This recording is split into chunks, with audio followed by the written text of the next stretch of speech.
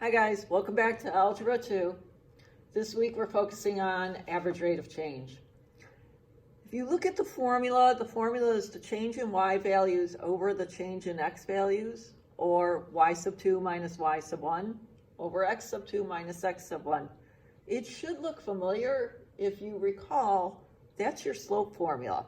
So we're actually finding the slope over a point in time.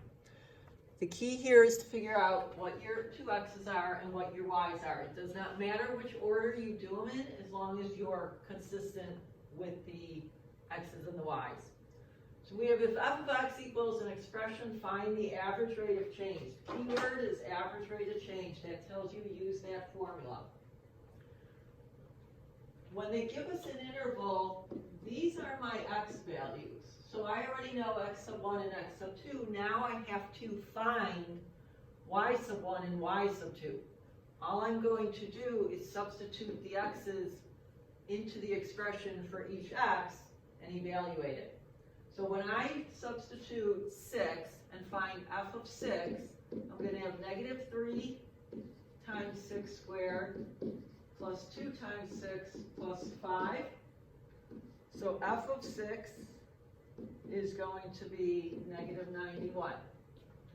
That is going to be my y sub 2.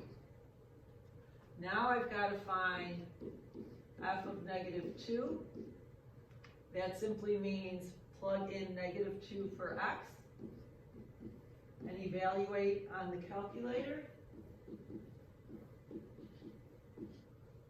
And that comes out to be negative 11. Now I know all my x's and y's. I can go to my formula for the average rate of change. That's going to be equal to y2 minus y1 over x2 minus x1. We said y sub 2 is negative 91. Y sub 1 is negative 11. Be careful, you have a double negative there. The x's, we're going to have the same thing. X sub 2 is 6. X sub 1 is negative 2. So I have 6 minus a negative 2. Put the numerator in your calculator and you get negative 80. Put the denominator in, you get 8. So I have negative 10 as my answer when I divide it. The second way they can ask this is on a table. I'm not interested in the entire table. I'm interested in what values they're referring to. They're talking about 50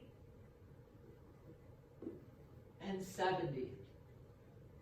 Those are my x values. It makes no difference which one I make x sub 1 and which one I make x sub 2, as long as I'm consistent with the y values. If this 50 is x sub 1, then 156.25 has to be y sub 1. So now my formula, y sub 2 minus y sub 1 over x sub 2 minus x sub 1. Substitute the values. 306.25 minus 156.25 over 70 minus 50. The numerator, when I subtract, gives me 150. The denominator gives me 20. When I divide it out, I get 7.5. On to the next one. We have a table with time as the x and bacteria as the y. They want to know the average increase between 11 and 3. Again, average is your key word there. Between 11 and 3 are those two. So this is my y sub 1. This is my y sub 2. Now, your x sub 2 minus x sub 1 represents how much time has gone by. So if I'm going from 11 o'clock to 3 o'clock, 4 hours have gone by. I am not doing 3 minus 11. It's the change in time. So my numerator is 52, 67, minus the 402, but the denominator is 4. This is the number of hours that have gone by. When I subtract the top, I get 4865, divide by 4, and I get 1216.25 for my average increase. The last one is a graph. They want to know the average, keyword, acceleration from 2 to 8 seconds. Those are my x's, x sub 1 and x sub 2. So I have to find those points on the graph. And then I'm looking at the corresponding y values to be my y sub 1 and y sub 2.